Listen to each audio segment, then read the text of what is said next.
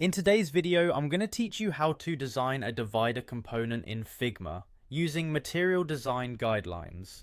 Whether you're a beginner or an experienced designer looking to refine your skills, this quick 5-minute tutorial will guide you through the steps efficiently.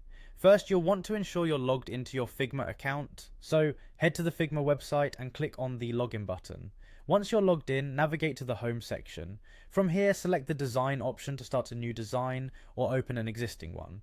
This will bring you to the main canvas area where all the creative magic happens. Now, let's focus on creating the divider component. Begin by selecting the Creation Tools icon. This is where you will find all the essential tools needed for drawing and constructing your design.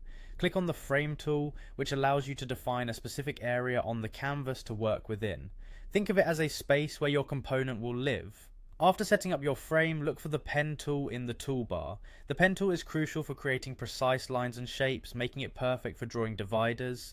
Click on it, and now you're ready to draw. To create a simple line, click once on your canvas where you want the line to start, and then click again where you want it to end.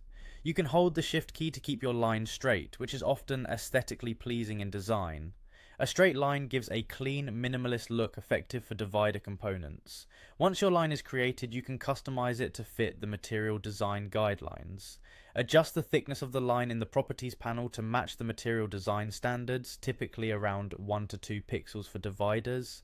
You can also change the color to a neutral or slightly muted tone, ensuring it complements the rest of your design without overwhelming it. That's essentially it. You've just created a divider component utilizing Figma's tools, maintaining the principles of material design.